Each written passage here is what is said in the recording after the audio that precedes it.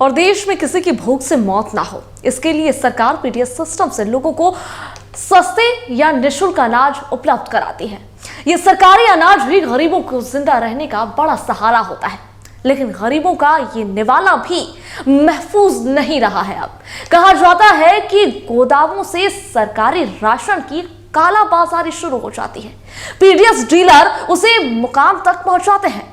गिरिडीह जिले के तीसरे प्रखंड से भी ठीक इसी तरह की तस्वीर निकलकर सामने आई, जहां पर सरकारी राशन की कालाबाजारी का मामला सामने आया। वीडियो ने खुद राशन से लदा पिकअप वाहन जब्त किया है।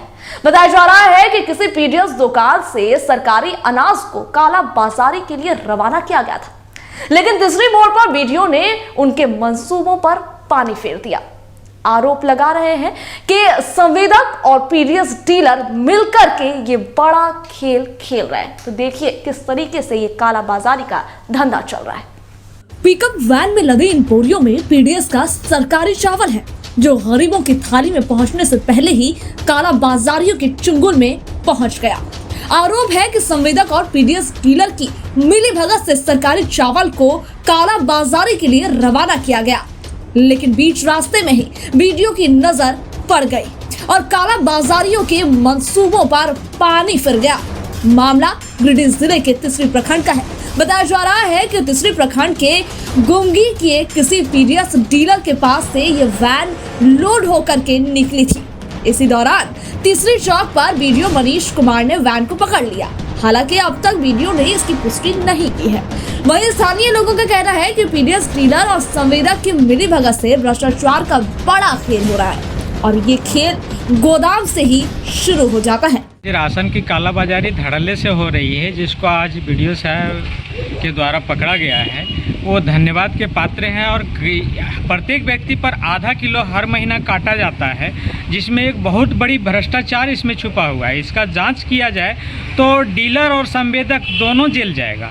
बिल्कुल गोदाम से कालाबाजारी होती है। गोदाम में डीलर को आना नहीं चाहिए, जिसमें डीलर खुद पैसा दे करके भाड़ा लोड अनलोड का दे करके ले जाता है, जो भ्रष्टाचार है। तो डीलर को क्या मजबूरी है जो इस तरह से कर रहा है? संवेदक क्यों नहीं आ रहा है? कहता है कोई संवेदक नहीं है। लाल कार्ड धारियों से प्रति यूनिट आधा किलो और पीला कार्ड धारियों के 35 किलो के राशन में 3 किलो की कटौती की शिकायत अब आम हो गई है।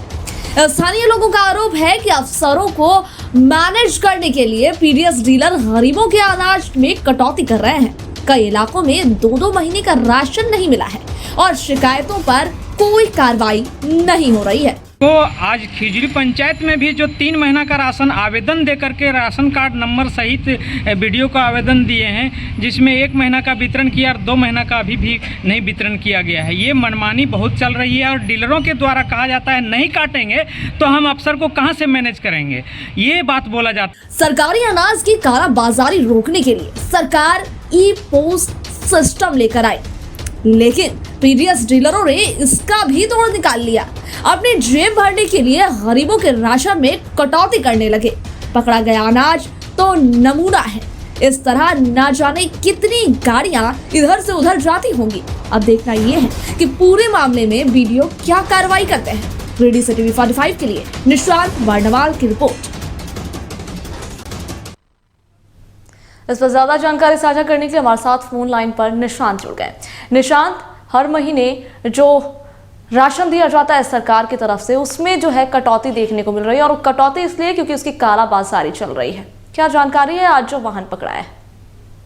जी, सभा में बता दूं कि तीसरी प्रखंड ही नहीं, गिरिडीह जिले के कई प्रखंड ऐसे हैं जहां पे ये कालाबाजारी हो रहा है और यह कालाबाजारी मतलब गरीब लोगों के अनाज की कटौती करके की जाती है। अगर हम बात करें तीसरी की ही, तो तीसरी के आंसू नेता ने भी यह मामला उठाया और उनके द्वारा कई बार वीडियो का रूबरू भी कराया गया है पूरी बात से, लेकिन बीच बीच में कार्रवाई भी हुई, लेकिन रुका नहीं है। और ऐसे में आज भी एक मामला देखने को मिला है जहाँ पे खुद तीसरी के वीडियो मनीष कुमार तीसरी चौक पे एक गाड़ी को रुकवाए और गाड़ी को रोक के उसमें जब अनाज देखे तो उसको अनाज को पकड़ के थाना में ले गए और उनका कहना था कि अभी जांच किया जा रहा है।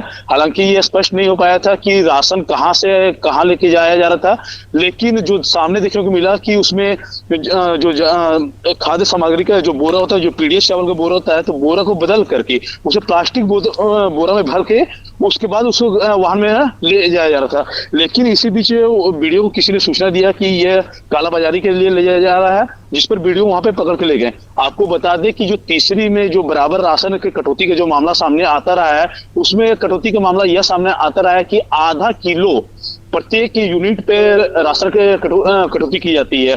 और वहीं अगर पीला कार्ड धारी से अगर राशन लेने के जाते हैं तो उन्हें 35 किलो जो राशन मिलना चाहिए तो उन्हें सिर्फ 32 किलो ही दिया जाता है। जी निशांत, वैसे देखिए यहाँ पर तो राशन कटौती की बात है, कभी कभी तो ये खबर भी निकल कर सामने आती है कि उस महीने का राशन ही गोल कर लिया गया है। क्या इस तरह की भी कोई घटना वहां पर देखने को मिली?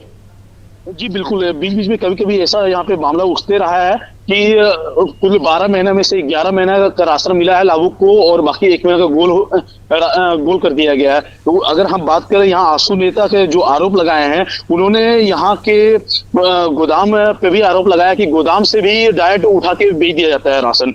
उनका कहना है कि संवेदक यहाँ पे कभी देखभाल नहीं करते, कभी देखरेख नहीं करते, जो भी कुछ कर लेते हैं खुद डीलर आके करते हैं, जबकि डीलर को यहाँ पे गोदाम आना नहीं चाहिए, लेकिन उसके बावजूद भी डीलर गोदाम आते हैं और वहां डायरेक्ट उठा के राशन को कालाबाजारी के लिए भेज देते हैं, जिससे कभी कभी स्थिति यह उत्पन्न होती भी है कि कहीं 11 महीना का ही राशन बढ़ता है तो कभी 10 महीना का भी बढ़ता है। बहुत शुक्रिया निशांत, आपका जानकारी।